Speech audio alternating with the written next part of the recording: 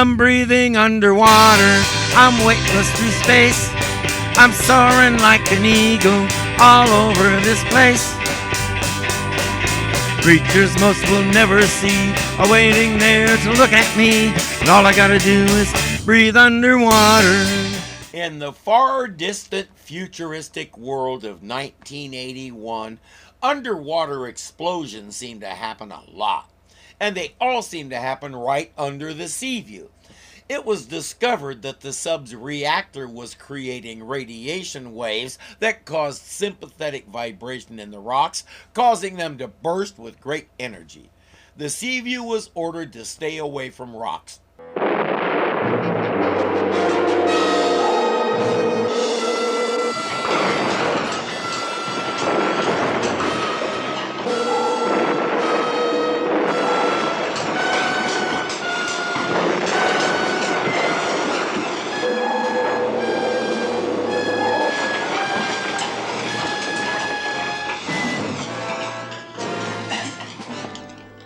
Damage control, report. Hull sections 82 and 85 are taking in water. Generators 3 and 4 temporarily disabled. Put repair crews on it on a double. Report back when the damage is under control. Aye, sir. While they're trying to figure out what happened, another one hits.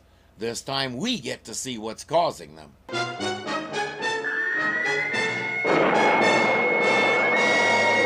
I know the Navy called the original divers frogmen, but it was just a silly nickname, guys.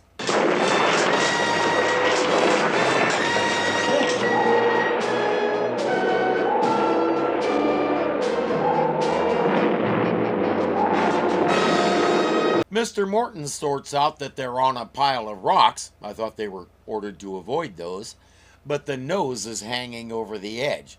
That means Captain Crane can take the flying sub and go see if he can locate the cause of those explosions. He takes Sharkey and Kowalsski with him.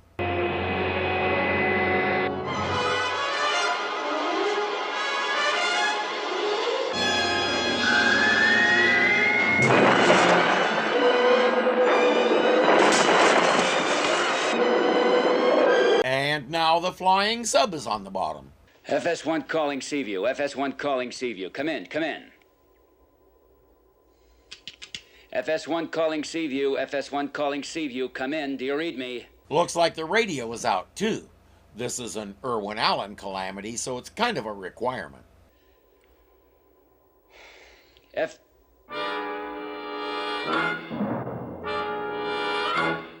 Chief, look. Take a look out. Good heavens, it's William Shatner. Wait, that was on a plane.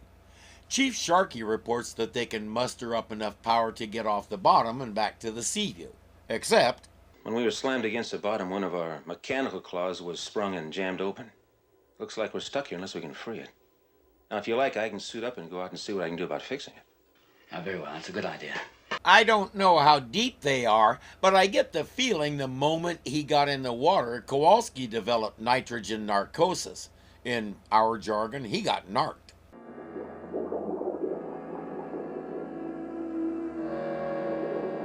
That's the only explanation I can find for why he's going all over the place like that to get to the mechanical arm that's presumably near the bottom and front of the flying sub.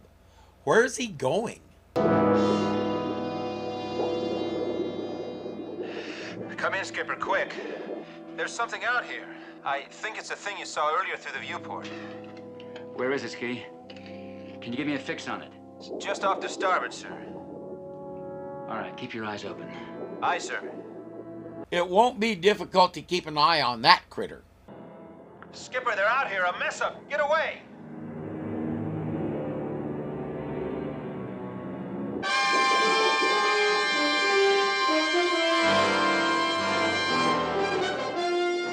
Skipper, they're after me. They're...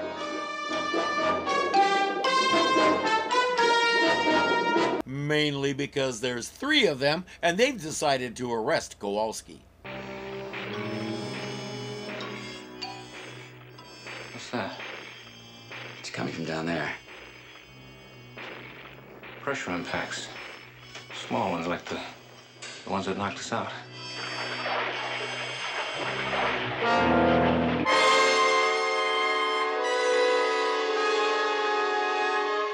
Depending on what they did with Kowalsski, he, I guess, could be friendly or not.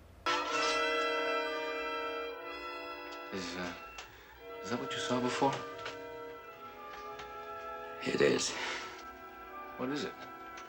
It looks like some kind of amphibious mutation. Want me to try to take him? No. Let's try to communicate with it first. Come here. What, with that? Yes, there will be communication.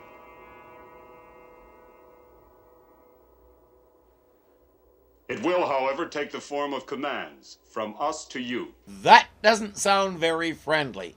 He probably wants them to make like monkeys and pick all the parasites off him.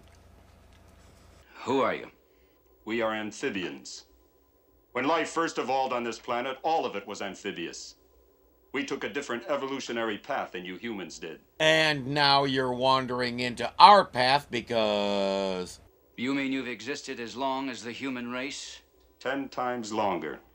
In an underwater civilization of our own, deep within the earth. I repeat, and now you've come up here because... You talk like us. How come? Just as you have analyzed the lower animal kingdoms, we amphibians have studied you land animals. Then you regard us as animals. What else are you? As far as we are concerned, you are a subspecies, to be used and discarded at our will. Yeah, that's why you're standing in a cave, right? Human animals built this craft and the other one, among other things, and it's obvious we're sentient. But as usual, they consider themselves superior. I guess that depends on the skipper, doesn't it? No.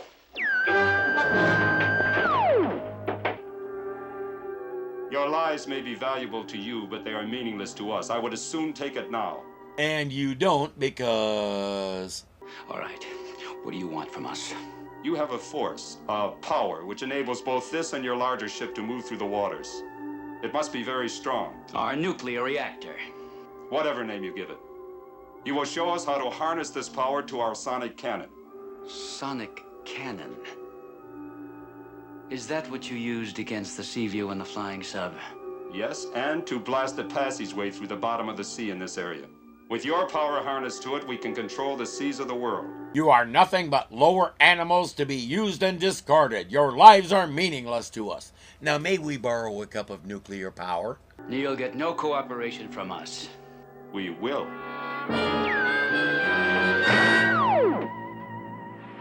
Yeah, you'll get all kinds of cooperation after you knock them out with your singing fidget cube, won't you?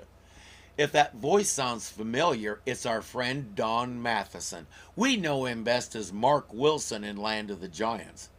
I wouldn't be surprised if Irwin Allen modified those suits and used them in something else, but I can't think of anything right now.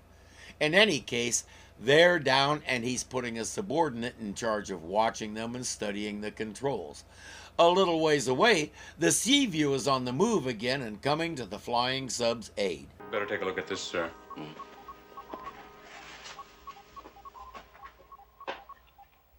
Something's all right, but it's a pattern I've never seen before. Neither have I, and I wasn't there a minute ago. Let's take a look on the monitor.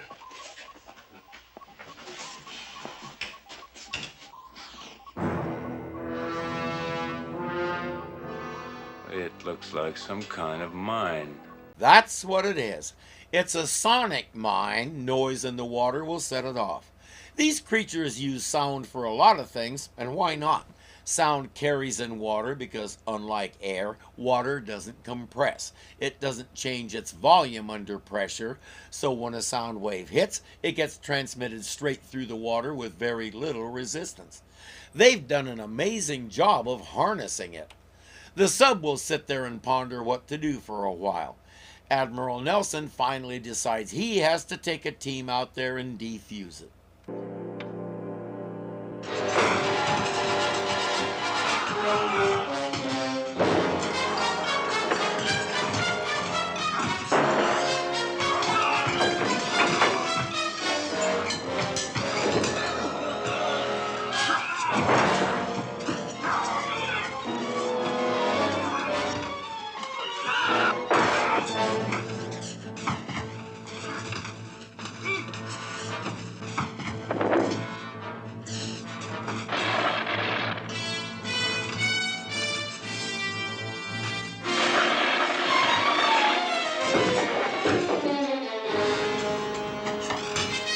It isn't dead, but it's down for the count. They have maneuvering back, though the radio is still out. Let's get back to the Seaview. What do we do with that? We have to get rid of him. And we still have to get out of here and find Kowalsski. Yes, sir.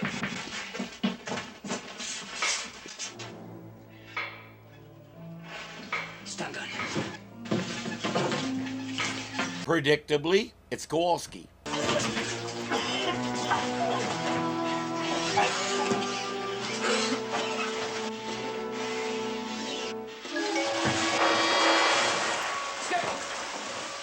Come on, get the engines going and let's get out of here. Aye, sir. What happened to you? Those things. I managed to break away, but they got a whole setup in their rock cluster. Caves going down in the earth, communication systems, a sonic gun. It works. Okay, what did they do to him? I guess we'll find out, because you know he didn't just escape. He says they want to take us over. He's almost hysterical, ranting about how we gotta stop them. That's the flying sub returning. Keep me informed of any unexpected maneuver. Seaview to FS1. Urgent. Seaview to FS1. Emergency. Emergency. Come in, please. Come in.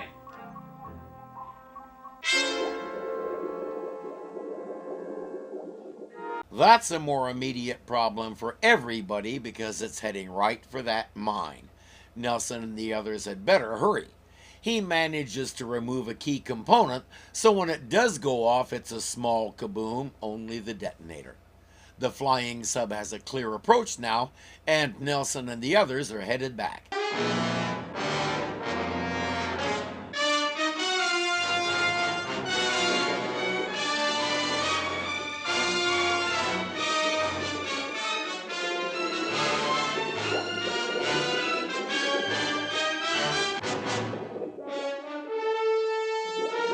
That thing he dropped is the piece he took out of the mine. He was hoping to turn it into a pocket transistor radio.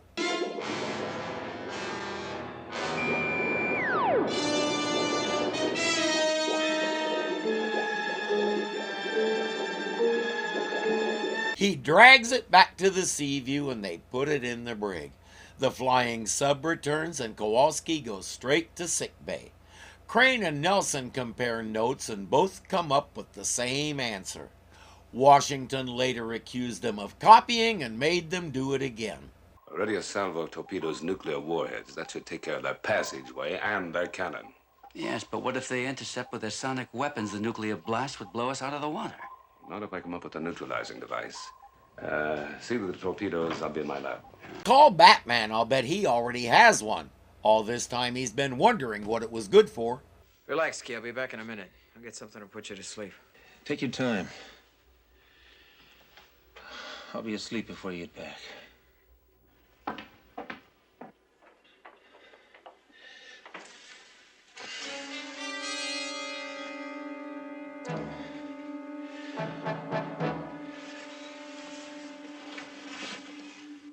He's too restless. He feels like he should be somewhere else helping.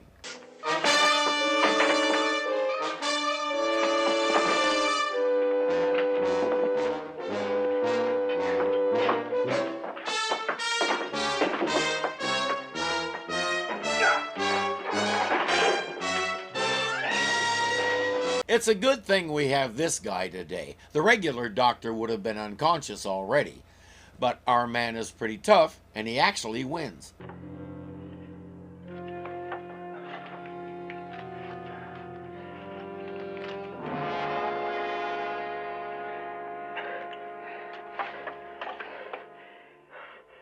Sorry, Kowalski. I'm okay now. You can let me loose. No, I can't take the chance. Something came over me before. It's gone now. The corpsman isn't buying it. Seriously, would you?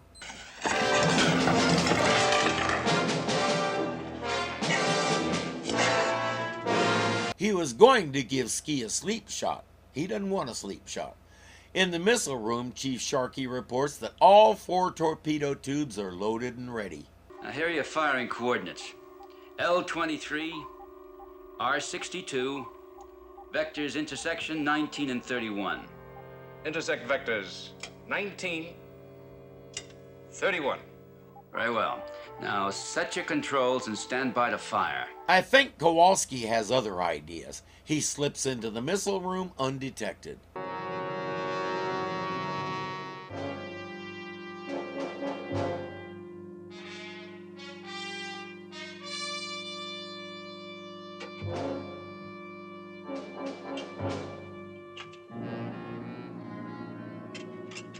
He's behind those enormous missile tubes so nobody can see him.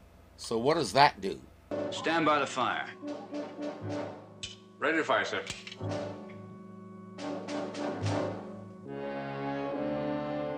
Fire 1 and 3.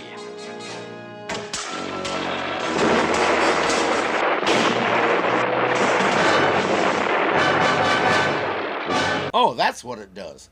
Kowalski is the only one still standing.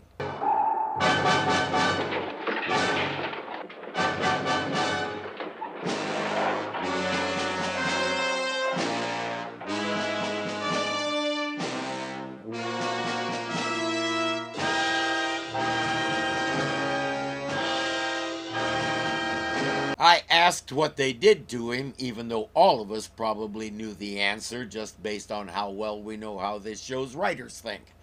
The leader comes in through the escape hatch. Question. He said they evolved and have lived underwater since before creatures moved to the land. Why are they amphibious? Why are they able to live out of the water? They should just be fish creatures. The place he described doesn't have any dry areas, so no air, so no need to evolve the ability to breathe in it. Answer, just go with it. Can the power of the nuclear reactor be brought into this room? Yes. Through those cables. How can we bring the sonic cannon aboard? Through the main hatch. This controls it and the hoist. Good. We'll bring the cannon aboard and place it there. But that's basic electricity. The reactor just produces it. Nothing different about it from any other kind of electricity. Now, who has the knowledge to connect the Seaview power to my sonic cannon? Admiral Nelson. I want to see him.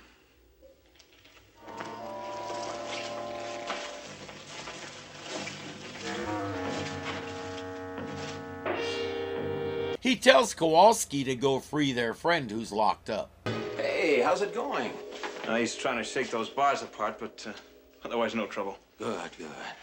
Listen, you can cut out and I'll take over the watch. Hey, hold it, Ski. What's the matter? You know you're not authorized to relieve me. Well, I know that, but I'm relieving you because the chief told me to. Why didn't you say so? Well, I didn't know you were a Philadelphia lawyer. Since when have you started going by the book? Now that you mention it, let's see your authorization. For Pete's sake, give me the gun. Keep away. No authorization, no gun. You can't blame him. Kowalski is being weird. Kowalski says, if I call the chief and verify, will that be good enough? Kowalski calling Chief Sharkey. Kowalski calling Chief Sharkey. Come in, Chief.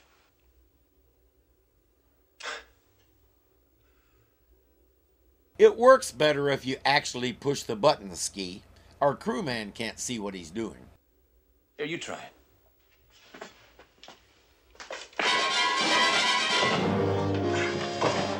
All right, give me that gun. I'll give it to you, buddy. Right in the chops.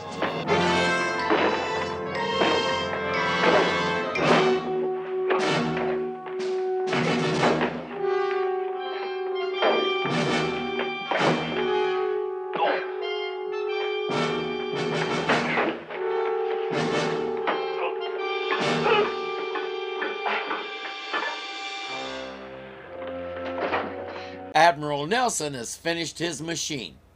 He needs a prefix. When Batman invents one, it's the Bat Neutralizer. Nelson Neutralizer just doesn't have the same flow. Very good for a primitive effort.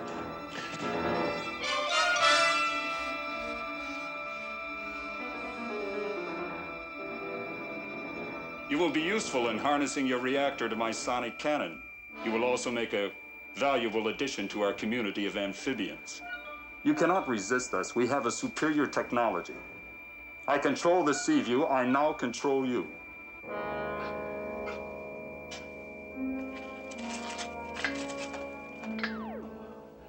What do you want? Your knowledge. You can't resist. We have technology that is so superior to yours, we need yours to make it work. So there. We wish to harness our sonic cannon to your nuclear reactor, so we can blast open the ocean bottom and free all others like us. You destroy the world. We will risk that. We must be free. You are free. Nobody's enslaving you. He said they've existed down there 10 times as long as humans have been around. Suddenly they want to be up here and rule the oceans. Why? Why now? And why not try asking first? Oh, right, we're lower forms of life to be discarded. When he needed our superior technology, I forgot that for a moment.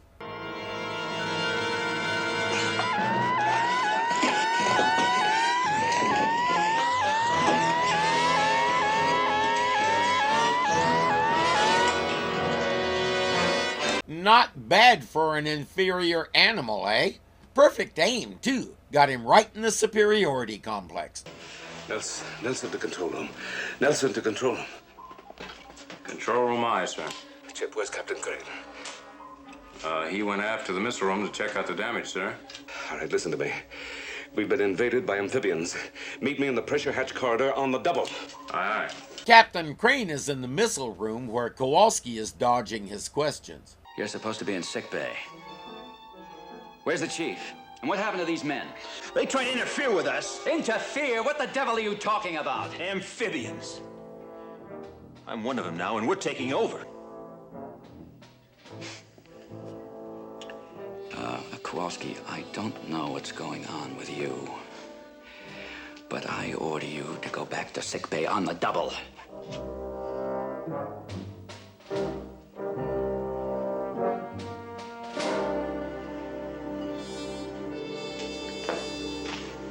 Okay, he'll get a scaling knife and help you with that. Stop him!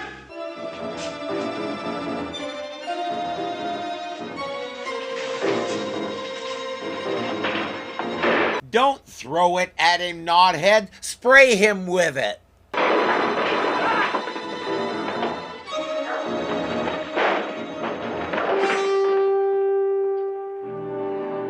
Told you, a snoot full of fire foam probably would have put him back on his heels so you could get away. Oh, Mr. Morton, the amphibians are in the missile room, and Kowalski is one of them. Sir, I was just telling Mr. Morton about the amphibians. I know. They're going to use their cannon to open a passage to the Earth's crust. Aboard this ship, they'll blast a hole right through the bottom of Seaview. That's why we have to destroy that gun in the missile room. Admiral, one minor question. If they have the cannon in there, how do we get in without being blasted ourselves?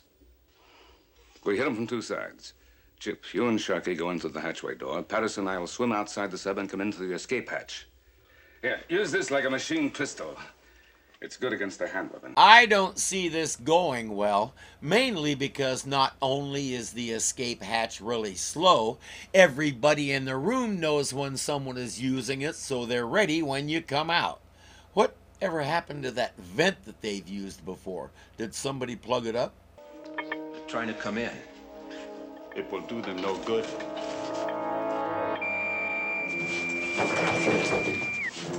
An explosive charge on the wheel might do the trick. They'll try it. I believe the last time they had to get in there in a hurry, I suggested that, and they had a welder cut it instead. So they did finally listen to me. Took them long enough. It's ready to go. You are certain the full power from your reactor will be employed? 3 stages are connected. Any more and the cannon itself would explode. Didn't he say Admiral Nelson was the only one who knows how to do that? Crane is still trying to bring Kowalski around, but he's not listening. Help me aim it. I want to free all of my people as soon as possible.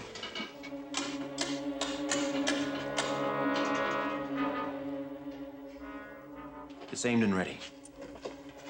Then I will trigger it. No, you can't do this. Kowalski, stop him! Stop him!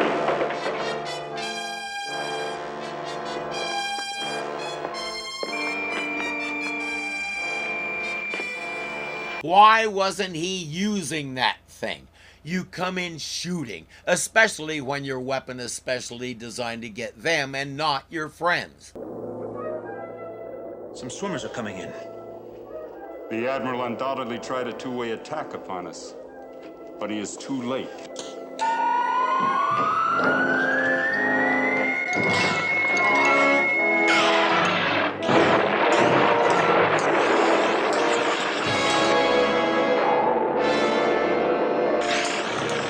I think you blew a fuse. Better run down to the sonic cannon store and buy a new one. Admiral, watch it!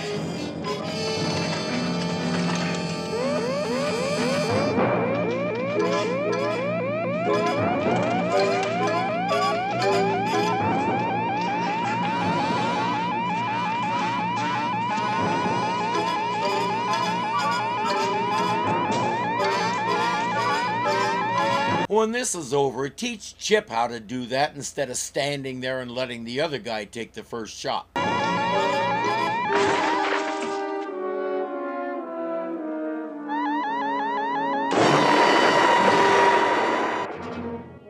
You know one of the most interesting things about an Irwin Allen explosion? They're so neat.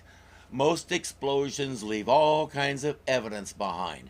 With an Irwin, you've got a squeaky clean floor. No pieces of metal, no fragments of circuits, no body parts, no guts, nothing.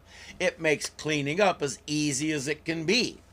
Speaking of cleaning up, once those circuits that Kowalsski messed with are fixed, the torpedoes work and the amphibians are sealed back in their own world. It's hard to believe it's all over.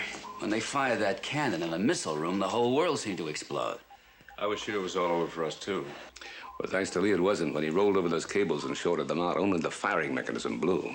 And the lead is destroyed now, too. And by the same weapon he was going to use against us. That's kind of an ironic justice. Sometimes I wonder if the world isn't well balanced in that direction. Beg your pardon, sir. How are you feeling, Kowalski? That's why I'm here, sir. Doc's discharged me. He said all the effects of that amphibian conversion are gone. We already had a pill for that. All we had to do was figure out how to cram one down him. Well, that's good news. Oh, yes, sir. I've been assigned light duty for the present, sir. The chief thought you might be interested in that. Oh? Why? Well, I'm working in mess tonight. We're having fish in the menu, sir.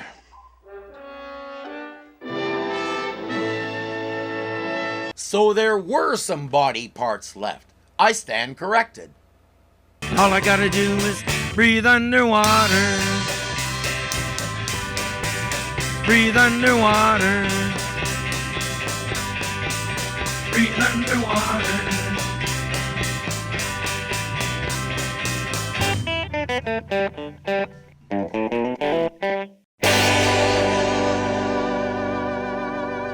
Compare notes and both come up with the same. Don't bite yourself.